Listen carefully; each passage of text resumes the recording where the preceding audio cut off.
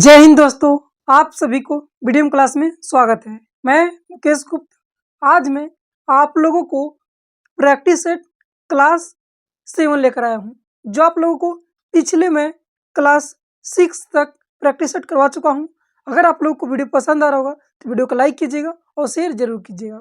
तो आज मैं आप लोगों को रेलवे प्रैक्टिस सेट में जो भी क्वेश्चन पूछा है पिछले वर्षों में, उस सब का आज मैं आप लोगों को प्रैक्टिस करवा रहा हूँ। आप लोग वीडियो को ध्यान से देखिएगा और लास्ट तक जरूर देखिएगा। तो चलिए दोस्तों, हम आप लोगों को प्रैक्टिस सेट 7 करा रहा हूं। दोस्तों, आज मैं प्रैक्टिस सेट क्लास 7 लेकर आया हूं, जो आप लोगों को काफ़ी वीडियो पसंद आएगा।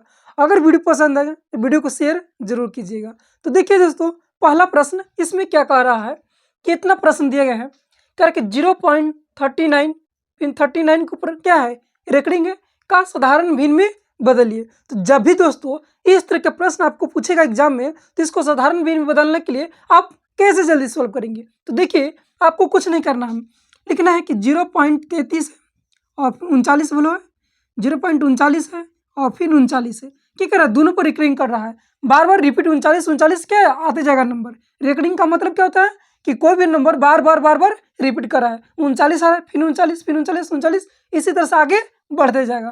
तो इसको हटा के हम क्या कर सकते हैं, इस पर रेकरिंग दे देंगे। रेकरिंग का मतलब कि कोई भी नंबर रिपीट कर रहा है। ठीक है, इतना कर दिए। अब जैसे आपको इस तरह के प्रश्न रहेगा तो क्या लिखना है, सबसे पहले 39 लिख देना है, जितना नंबर रहेगा उतना टोटल लिख देना है। तो 39 से 39 लिख दिया, उसमें से माइनस रेकरिंग के बाद नंबर घटा देना है। तो रेकरिंग के बाद कितना नंबर है, 0 ना है तो 0 घटा देंगे। अब बटा में देखेंगे कि के ऊपर रेकरिंग है तो 2 के ऊपर रेकरिंग है तो 2 को 9 लिखेंगे। क्या लिखेंगे, 2 को इस तरह से 9 लिख देंगे। और रेकरिंग के बीच में कोई नंबर नहीं ना है, तो बस हमारा सवाल सॉल्व हो गया। अब देखो 39 में से 0 जगह कितना बचेगा, 39 बटा में कितना, 99। अब काट दो, 13 39 और 33 99 होता है, तो 13/33 क्या आ गया, हमारा आंसर आ गया। जो ऑप्शन नंबर कौन है, ऑप्शन नंबर डी है। तो चलिए दोस्तों, आप लोग को इस प्रश्न का आंसर मालूम हो गया होगा और समझ में आ गया होगा। तो देखिए दोस्तों, कुछ इस टाइप का प्रश्न आपको एग्जाम में पूछेगा, तो क्या करना है, इस तरह से सॉल्व करना है।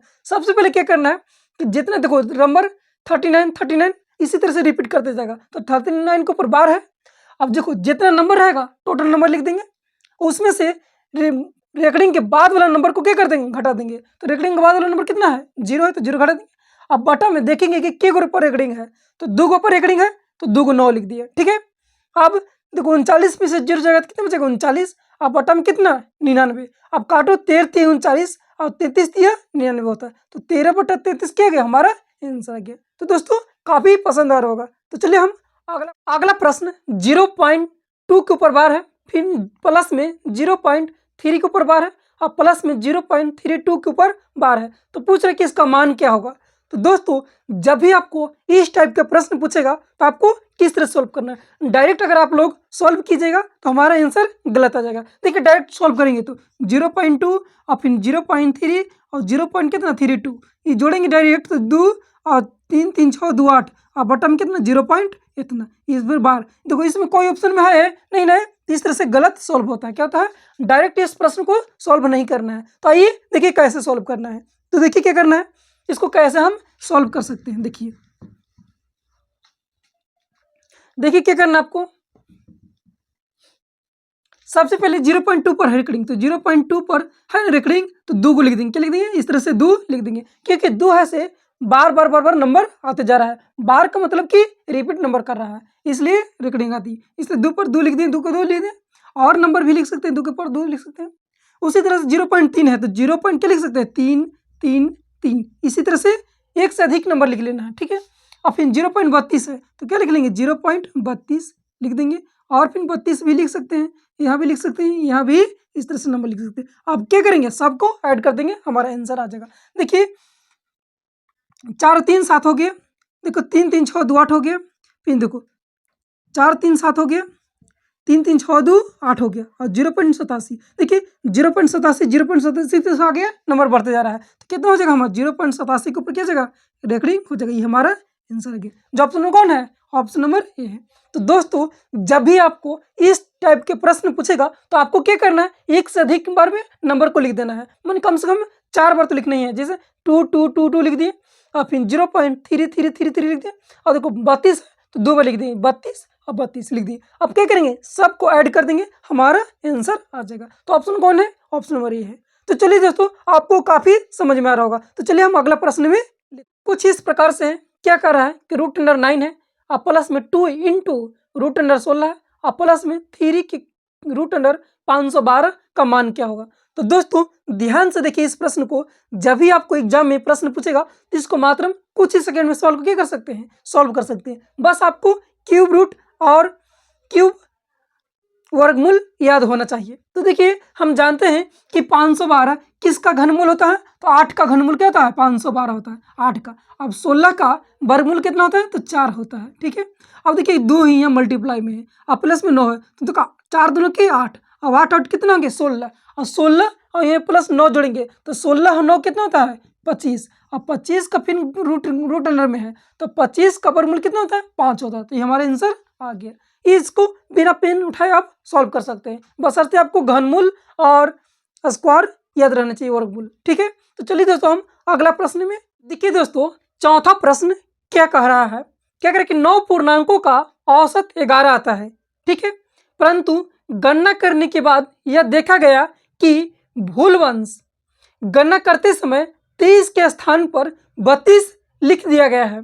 तो उचित संशोधन करने के बाद नया औसत क्या होगा। तो देखो दोस्तों, जब भी आपको इस टाइप के प्रश्न पूछेगा तो आपको क्या करना है, देखना है कि कितना से हो, कितना था और कितना बढ़कर हो गया, उसी में क्या करना है, हमको सोल्यूशन करना है। तो देखिए हम पहले 23 था, 23 लिखने के बजाय कितना लिखा गया है, 32 लिखा गया है। तो 23 के बजाय 32 लिखा गया है, तो कितना बेसी लिखा गया है, 9 बेसी लिखा गया है। क्या लिखा गया नंबर को, देखो 32 में से हम 30 को घटाएंगे, कितना बेसी हो गया है, 9 बेसी हो गया। अब कितना पर, क्योंकि 9 पूर्णांक था तो 9 पर हो गया, 9 पर हो गया, और 9 से 9 कट जाए कितना हो गया, 1 के बेसी हो रहा है। क्या रहा है, औसत 1 के बेसी हो रहा है। तो टोटल औसत कितना था, 11 था, उसमें 1 के बेसी हो रहा है। तो 11 में से हम 1 की कमी कर देंगे, कितना हो जाएगा, बराबर 10। क्या जाएगा, नया औसत क्या आ गया हमारा, 10 आ गया। तो ऑप्शन कौन है, ऑप्शन नंबर ए है। तो देखिए दोस्तों, जब भी आपको पूछेगा कि इतने के स्थान पर इतना बढ़ गया है और इतने के स्थान पर इतना कमी किया गया है, जैसे कमी कहेगा तो उसमें से हम क्या करेंगे, औसत में से 1 जोड़ देंगे। अब जिसे अधिक कहेगा तो उसमें से क्या करेंगे, औसत में से 1 कम कर देंगे, मतलब जितना आएगा उसमें कम कर देंगे, तो हमारा आंसर आ जाएगा। तो चलिए दोस्तों, आप लोग को काफी पसंद आ रहा होगा। चलिए हम अगला प्रश्न क्या कह रहा है कि 2 विद्यार्थियों का आयु का अनुपात 3:2 है, उनमें से एक दूसरे से 5 वर्ष बड़ा है, तो छोटे विद्यार्थी की आयु कितनी होगी। देखिए तो 2 विद्यार्थी जिनकी आयु का अनुपात कितना है, 3:2 कितना है, 3:2 है। ठीक है, उनमें से कह रहा है कि उनमें से एक दूसरे से कितना बड़ा है, 5 वर्ष बड़ा है। तो कितना बड़ा है, देखो 3 एक को आयु है, एक को 2 आयु है, तो उनमें से कितना बड़ा है, 1। अब 1 की वैल्यू कितना दिया है, 5 वैल्यू दिया, कितनी दिया 5। तो पूछ रहे कि छोटे विद्यार्थी की आयु, छोटे विद्यार्थी की कितना 2 ना है, तो 2 का वैल्यू तो 5 गुना के 10, ये हमारा आंसर आ गया 10 वर्ष। तो कुछ इस तरह के प्रश्न को हम इस तरह से जल्दी से सॉल्व करते हैं। तो चलिए दोस्तों अगला, किसी वस्तु के मूल्य में 10% की कमी की गई है, इसे पुराने मूल्य पर लाने के लिए नए मूल्य में कितनी की वृद्धि की गई है, वृद्धि होगी। तो देखो किस वस्तु के मूल्य में कितना परसेंट कमी की गई है, 10% की। तो 10% की कमी की गई है, तो हम जानते हैं कि 10% का फ्रैक्शन कितना होता है, 1/10 होता है। ठीक है, पहले मूल्य है से कितना 10 था, अब 1 की कमी किया गया, क्या हुआ है, 1 कमी हुआ है। तो कितना हमारा मूल्य बचा है, कितना 9, और कितना पर 1 पर हमको 9 का मूल्य बच रहा है। तो कह रहे कितनी की वृद्धि किया जाए, तो 1/9 का, और 1/9 का फ्रैक्शन होता है कितना, 11.1/9% होता है। नहीं तो इससे क्या करो, मल्टीप्लाई करो, तो कितना जगह 11.1/9% क्या जगह हमारा वृद्धि होगा। देखिए 10% कमी की है, ठीक है, तो 10% का फ्रैक्शन 1/10 होता है। अब कोई मूल्य 10 था, उसमें से 1 की कमी किए गया है, तो कितना बचा 9। अब 9 ने प्रकार रहा है कि उसके मूल्य में कितनी की वृद्धि करनी होगी, तो 1/9, क्योंकि 1 की कमी हो रहा है तो 1, और बटा में 9, क्योंकि 1 की कमी हुआ है तो 9 बचा है, और 9 में कितनी की वृद्धि करना है, नए में वृद्धि करना है, तो 1/9 और गुण के लिखेंगे 100, तो कितना जगह 11.1/9% क्या जगह हमको मूल्य में वृद्धि करना होगा, तभी हमारा क्या आएगा, आंसर आ जाएगा। तो ठीक है दोस्तों, चलते हैं। क्या कह रहा है कि कोई वस्तु 10% की हानि पर बेची जाती है, यदि वस्तु का 9 रुपया अधिक में बेची गई होती तो उस वस्तु पर 12.1/2% का लाभ होता, तो उस वस्तु का क्रय मूल्य ज्ञात कीजिए। तो देखिए दोस्तों, जब भी प्रश्न इस तरह के कहेगा तो क्या कह रहा है कि कोई वस्तु है 10% क्या होता है हानि पर बेची जाती है, ठीक है। कह रहा फिनो कि यदि वस्तु को 9 रुपये अधिक में बेची होती तो पूछ रहा है कि उस वस्तु पर 12.1/2% क्या हो जाता, लाभ हो जाता, तो उस वस्तु का क्रय मूल्य क्या होगा। तो देखिए दोस्तों, जब भी आपको एक बार हानि हो रहा है और कोई वस्तु पर एक बार लाभ हो रहा है तो क्या करेंगे, और इतना क्या अधिक हो रहा है, तो जब भी आपको इस टाइप के प्रश्न पूछेगा तो क्या करना है, लाभ प्लस हानि के जोड़ के आप बराबर में जितना की कार है उतना के बराबर कर देंगे। तो कि 10% की हानि हो रहा है तो 10% की हानि हो रहा है, और प्लस में क्या कर रहा है 12.1/2% क्या हो रहा है, लाभ हो रहा है। 10% की हानि हो रहा है और 12.1/2% क्या हो रहा है, लाभ हो रहा है। और कितना पर दोनों को जोड़ दे रहे हैं तो 9 से अधिक हो जा रहा है, कितना हो जा रहा है, 9 से अधिक में बेची गई है, ठीक है। तो क्या करेंगे, इसको प्लस इसको जोड़ेंगे और 9 के क्या कर देंगे, बराबर कर देंगे। कोई भी प्रश्न पूछेगा तो इसी टाइप से सोल्व करना है, जब भी आपको इस टाइप का प्रश्न पूछेगा तो देखिए हम जानते हैं कि 10% का फ्रैक्शन कितना होता है, तो 1/10 होता है। प्लस में हम जानते हैं कि 12.1/2% का फ्रैक्शन कितना होता है, तो 1/8 होता है। क्या होता है, 1/8 होता है। आप बराबर क्या कर देंगे, 9 के बराबर कर देंगे। देखिए इसका एलसीएम लेंगे तो कितना हो जाएगा, 40 हो जाएगा। तो 10 चौके 40, तो 4 के 4, और देखो 8 पचे 40, तो 5 के 5 बराबर कितना, 9, ठीक है। अब देखिए हमको, देखिए 5 4 कितना हो गया, 9। अब 9 हो गया और बटन कितना हो गया, 40 हो गया, ठीक है। अब 9 के वैल्यू कितना दिया है, 9 दिया है, तो 1 के वैल्यू कितना आ गया, 1 आ गया। तो 40 का वैल्यू कितना आ जाएगा, 1, 40 का वैल्यू 40, क्या जाएगा 40, हमारा क्या गया, आंसर आ गया। 1 का वैल्यू 9 है, देखो 9 का वैल्यू 9 है तो 1 का वैल्यू 1 हो जाएगा, तो 40 का वैल्यू कितना हो जाएगा, 40 हो जाएगा। जो ऑप्शन नंबर कौन है, ऑप्शन नंबर ये। तो दोस्तों, जब भी आपको कहेगा एक ही वस्तु पर केक पर 10% की हानि हो रहा है और उसे इतना में अधिक में बेची गई होती तो 12.1/2% का लाभ होता, तो क्या करना है, इस केस में आपको क्या करना है, लाभ और प्लस हानि दोनों का ऐड करके और जितना अधिक में बेची जा रहा है उसकी क्या कर देंगे, हम बराबर कर देंगे। देखिए तो 10 का फ्रैक्शन 1/10, 12.1/2% का फ्रैक्शन 1/8। अब देखो एलसीएम लेंगे तो 40, तो 5 4 9, और 9 के वैल्यू कितना दिया है, 9 दिए गए हैं। तो 1 के वैल्यू कितना गया, 1 आ गया। 40 का वैल्यू पूछ रहा कि उस वस्तु का क्रय मूल्य ज्ञात कीजिए, तो नीचे वाला क्या होता है, हमारा क्रय मूल्य होता है। तो 40 का 1 से गुना करेंगे तो 40 हमारा क्या गया, वस्तु का क्रय मूल्य आ गया, तो आंसर आ गया। तो दोस्तों, इस वीडियो को देखने के बाद आपको काफ़ी समझ में आ रहा होगा। अगर समझ में आ रहा होगा तो लाइक और शेयर और सब्सक्राइब जरूर कीजिएगा। चलिए हम इसी अगला प्रश्न, टेलीविजन सेट के मूल्य पर 10% की छूट दी जाती है।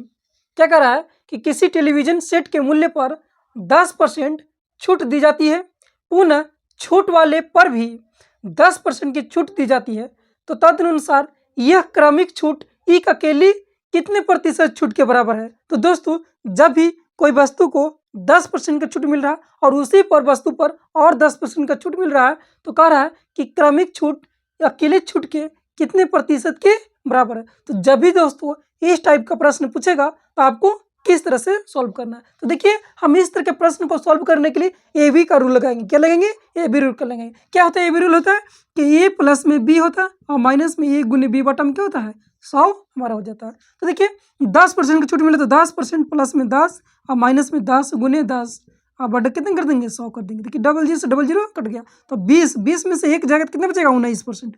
कितना परसेंट को 19 छूट मिल रहा है, 19% की हमारा छूट मिल रहा है। तो आप, तो चलिए हम अगला प्रश्न क्या कर रहा है। अगर आप लोग इस प्रश्न को बना सकते हैं तो कमेंट बॉक्स में आप लोग बताइए, क्योंकि ये बहुत सिंपल सवाल है। क्या कर रहा है, कंपाउंड सिंपल इंटरेस्ट का सवाल है। कह रहा है कि किसी राशि पर 4 वर्षों का साधारण ब्याज उस राशि का 1/5 है, तो वार्षिक ब्याज की दर पूछ रहा है, हमारा रेट पूछ रहा है कि रेट क्या होगा। तो देखिए कह रहा है कि साधारण ब्याज है से, साधारण ब्याज है क्या है, साधारण ब्याज है से उस राशि का मैंने प्रिंसिपल का 1/5 है, ठीक है।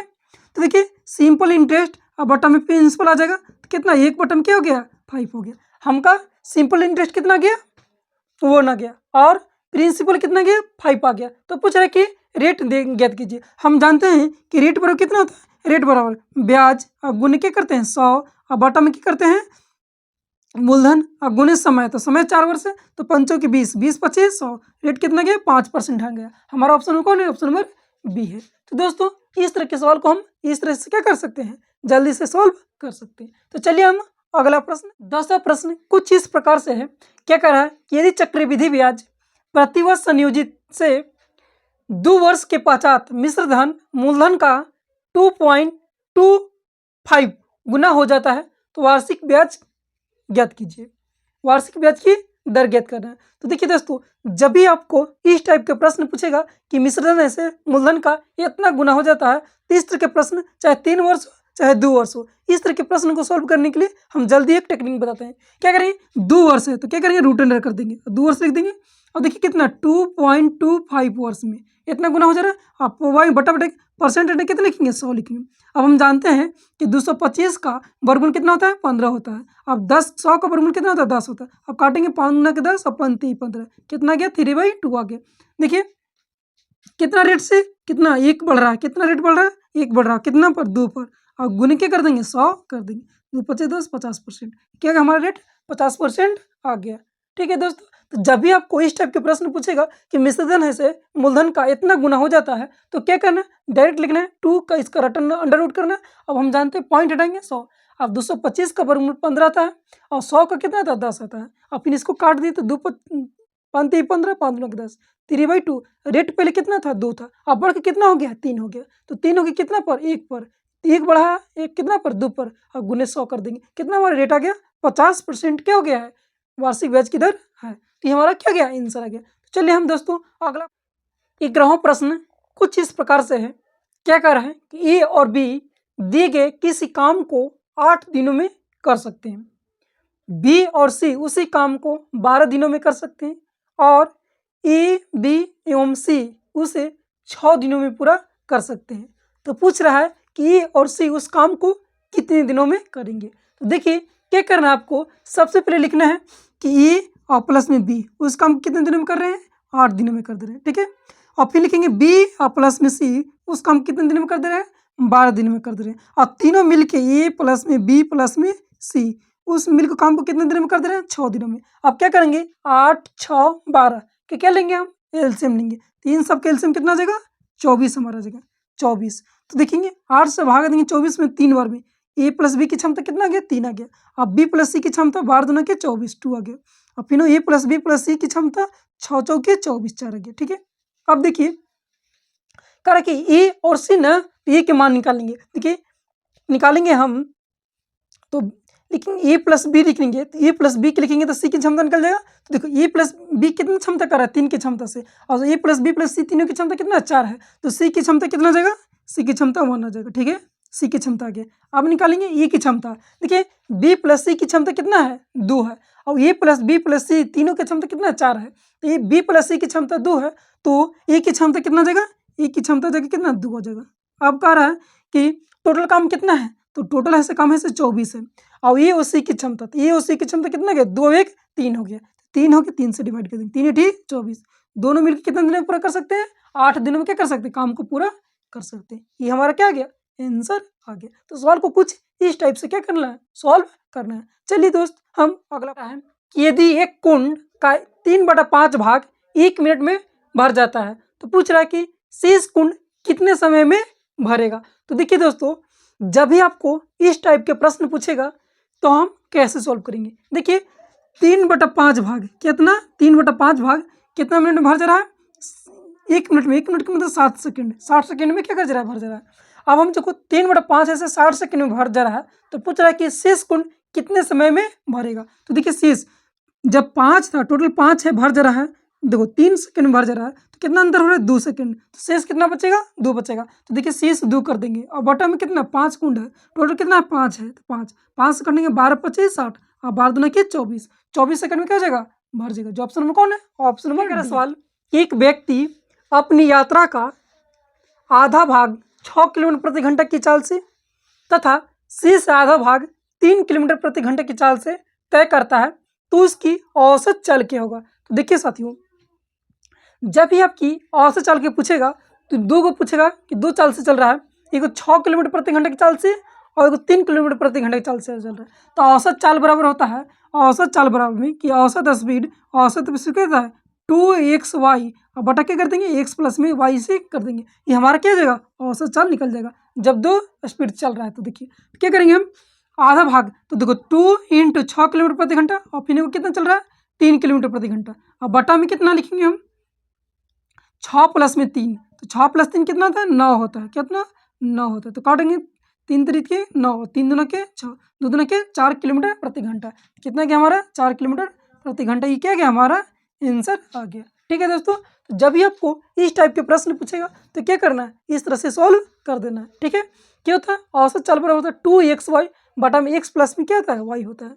तो 2 गुनी चाल कितना 6, एक कितना 3, अब बटा में दोनों को जोड़ देंगे तो 9, अब काटेंगे 3 तरीके 9, 3 दूना के 6, अब 2 दूना के 4 किलोमीटर प्रति घंटा क्या गया हमारा औसत चाल आ गया। तो ऑप्शन नंबर क्या है, ऑप्शन नंबर इसमें तो नहीं दिया गया है। तो अब चलते हैं अगला। ये दोस्तों 15वां प्रश्न कुछ इस प्रकार से है, नाव और धारा वाला प्रश्न है। क्या कह रहा है 15वां प्रश्न कि कोई आदमी धारा के अनुकूल दिशा में 15 किलोमीटर प्रति घंटे की चाल से तथा धारा की प्रतिकूल दिशा में 9 किलोमीटर प्रति घंटे की नाव से चल सकता है, तो शांत जल में नाव की चाल ज्ञात करें। शांत जल में नाव की चाल ज्ञात करना है तो मान लेते हैं दोस्तों कि कि नाव की चाल, तो नाव की चाल x है और धारा की चाल कितना है y है। तो देखो दोनों से अनुकूल चल रहा है, माने कि x प्लस वाई बराबर कितना हो गया 15 किलोमीटर प्रति घंटा।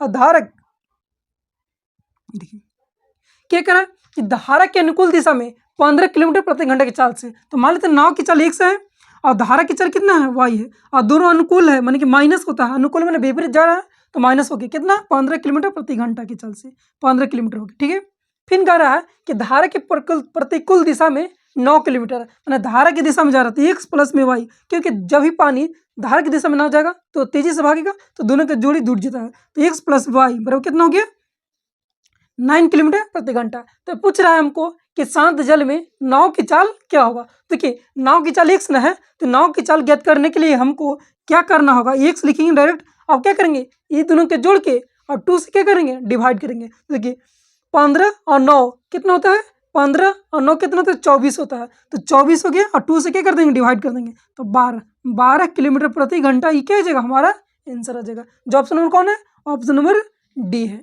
तो देखिए दोस्तों जब भी आपको इस टाइप के प्रश्न पूछेगा तो क्या करना है, आपको इस तरह से सॉल्व करना है। धारा के अनुकूल मैंने x माइनस वाई बराबर 15 है और धारा के प्रतिकूल मैंने x प्लस वाई बराबर 9 किलोमीटर है। तो पूछ रहा है कि नाव की चाल, तो नाव x न है, x को निकालने के लिए क्या करते हैं, ये दोनों का जोड़ के और 2 से क्या करते हैं डिवाइड करते हैं, तो काट देंगे तो 12 किलोमीटर प्रति घंटा, ये हमारा आंसर आ गया। चलिए दोस्तों हम लास्ट सवाल, लास्ट 15वां प्रश्न क्या कह रहा है कि 1 के स्क्वायर प्लस 2 के स्क्वायर प्लस 3 के स्क्वायर प्लस 4 के स्क्वायर और डॉट डॉट कहाँ दिए हैं 20 के स्क्वायर दिए गए, तो कह रहा है कि इसका मान क्या होगा। तो देखिए दोस्तों जब भी आपको इस टाइप के प्रश्न पूछेगा तो इसका एक फार्मूला है जो आपको याद करना होगा। जब भी कोई लगातार संख्या वर्गों का योग पूछता है तो उसका फार्मूला होता है, क्या होता है, n इंटू एन प्लस में 1 इंटू 2n प्लस में 1 बाई क्या होता है 6 होता है।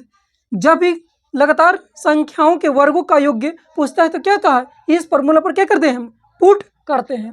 तो देखिए n का मान कितना हो जाएगा 20 हो जाएगा, तो 20 रखेंगे और 20 और 1 की कितना हो गया 21 हो गया, और देखो 20 दूना के 40 और 1 41 हो गया, और बटा में कितना हो गया 6 हो गया। अब काटे तो 3 दूना के 6 और 3 7 21 और 10 दूना के 20, अब गुना करेंगे तो 7 कम 7 और 7 चौ 28 कितना गया 2870 क्या हो गया हमारा आंसर आ गया। तो जब भी दोस्तों इस टाइप के प्रश्न पूछेगा तो आपको याद करना फॉर्मूला कि n into n plus 1 into 2n plus 1 by 6 होता है, ये क्या हो गया हमारा आंसर हो गया। तो दोस्तों बस आज मैं आप लोगों को 15 प्रश्न करा चुका हूँ। अगर आप लोग को वीडियो पसंद आया होगा तो आप लोग कमेंट बॉक्स में इस प्रश्न का आंसर जरूर बताइएगा कि आप लोग कैसा लगा वीडियो, और वीडियो पसंद आया होगा तो वीडियो को शेयर कीजिएगा, लाइक कीजिएगा और चैनल को सब्सक्राइब कीजिएगा। जय हिंद दोस्तों।